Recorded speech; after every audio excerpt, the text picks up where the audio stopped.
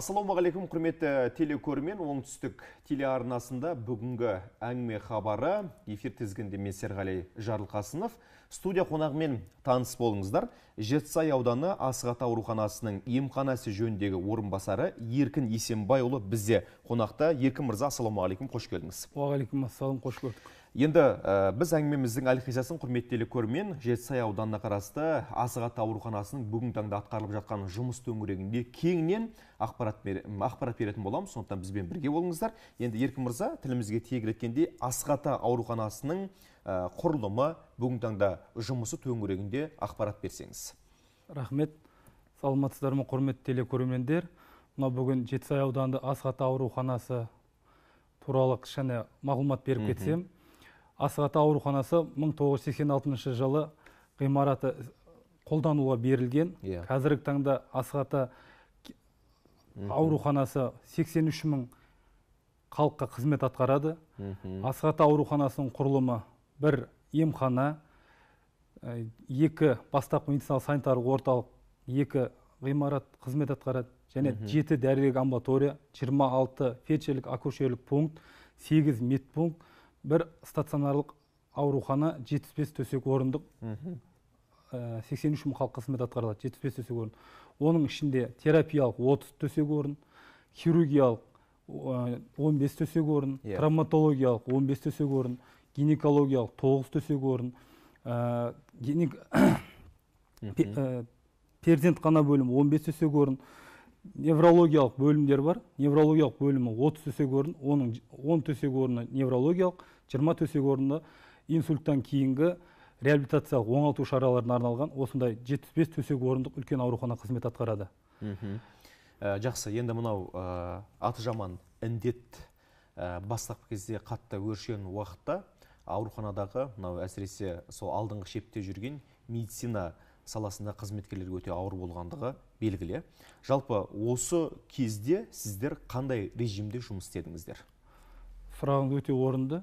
2020 жылы шілде айының басталған бірінші мынау коронавирустық індеттің ағымы өте ауыр болған кезде біздер мына аурухана жаңа 75 төсек орындық, бағанағы айтылған травматологиялық, хирургиялық, бағанағы гинекологиялық бөлімдердің барлығы ықшамдалып, біздер барлығы провизорлық койка болды.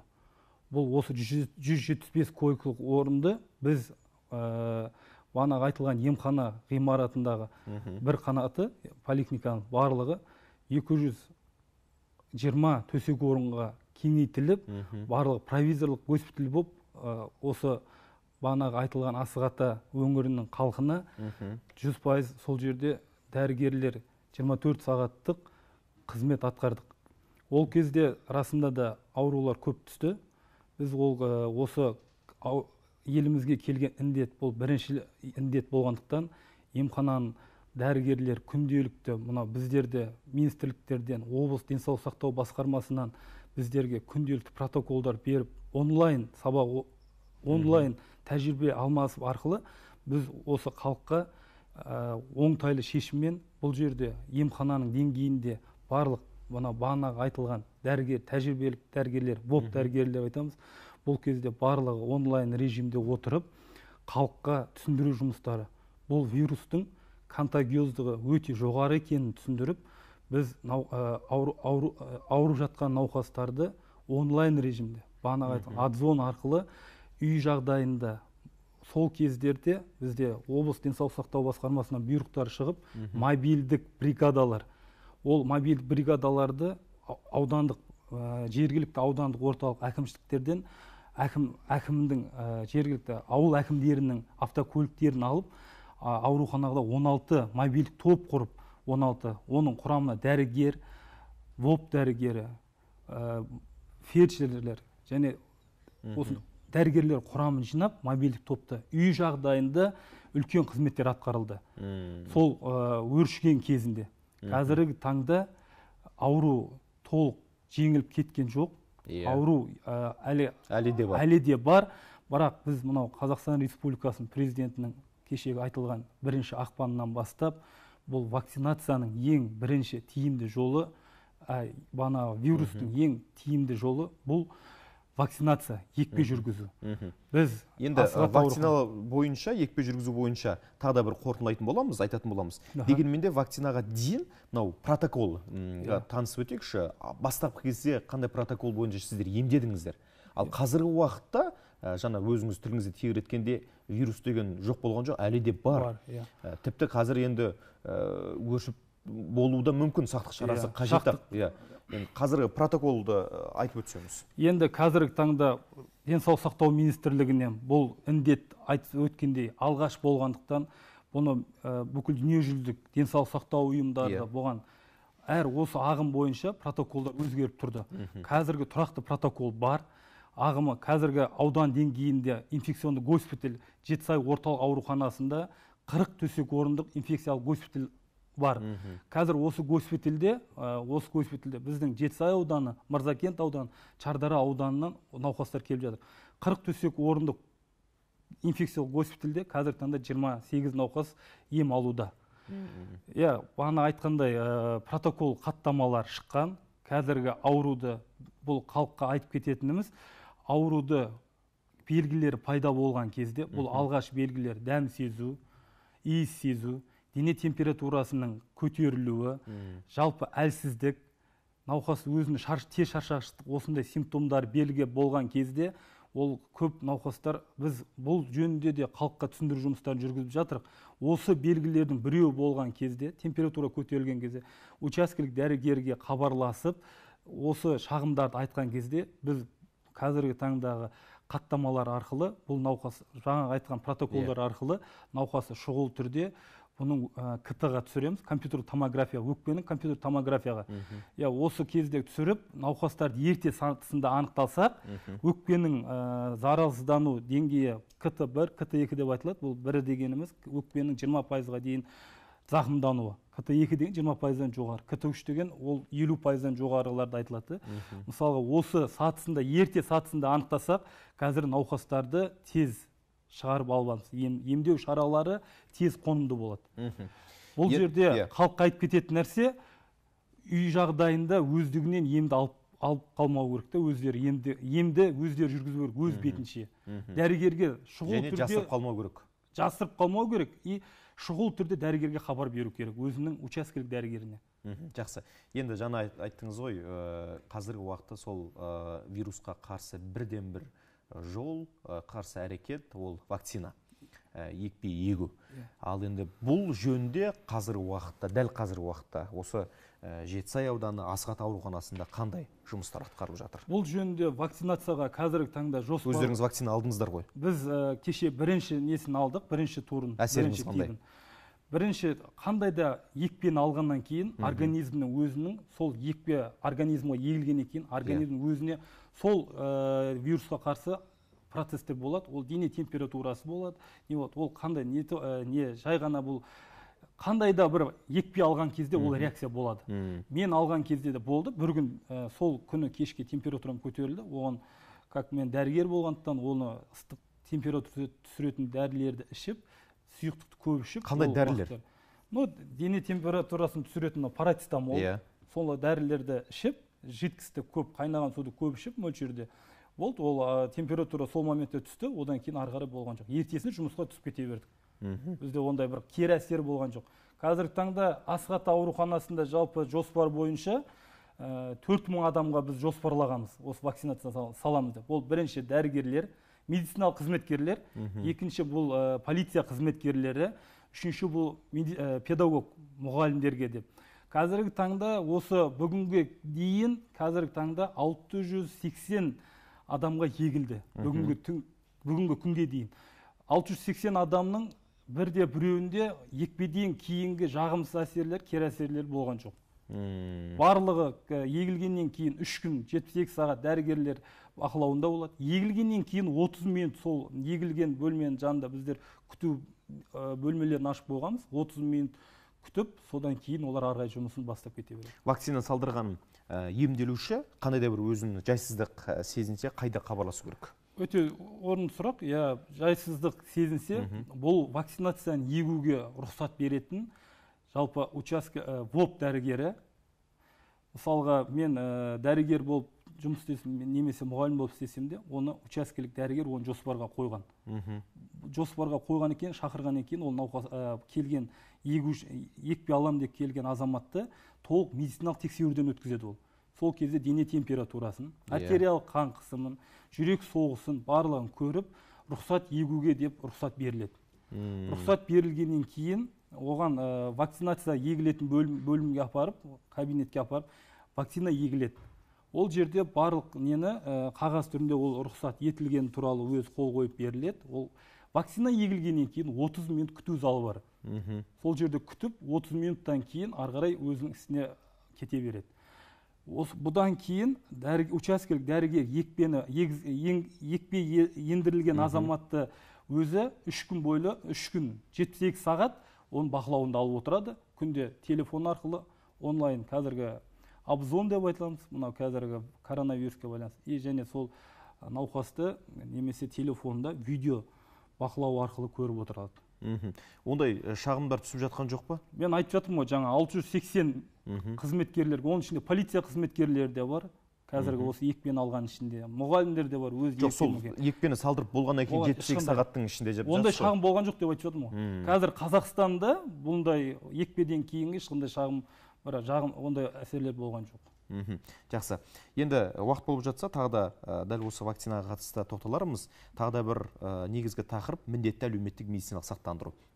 Енді міндетті әлеуметтік медициналық сақтандыру бойынша Асқат ауруханасында нақты биылғы жылдың басынан бері қандай жұмыстар атқарылып жатыр, және егер міндетті әлеуметтік медицина сақтандыруды төлемеген жағдайда оған ем жүргізуге мүмкіндігі бар ма, әлде жоқ па, осы тұрғысында білгіміз келіп отыр.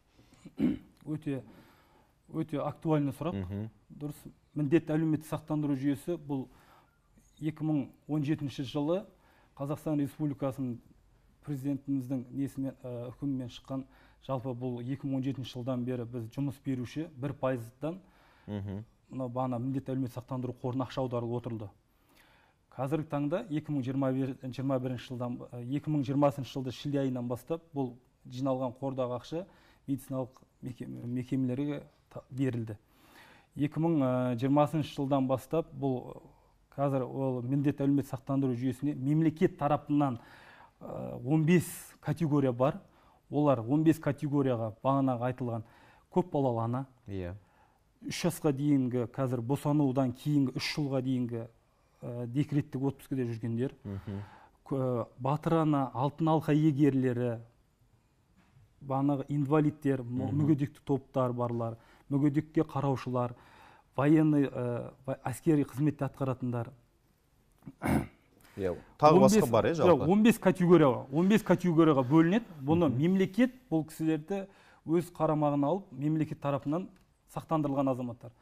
Жаңағы айтып отқан міндетті әлеуметтік сақтандыру жүйесіне бұл жерде айтылатын нәрсе 15 тараптан бөлек бізде жұмыс берушілерден басқа бөлек бізде қазір Қазақстанда жұмыссыздар мен өз-өзін жұмыспен қамтушылар бар. Өз-өзін жұмыспен қамтушылар, олар мынау таксистер, шаштарасшылар, өз-өздері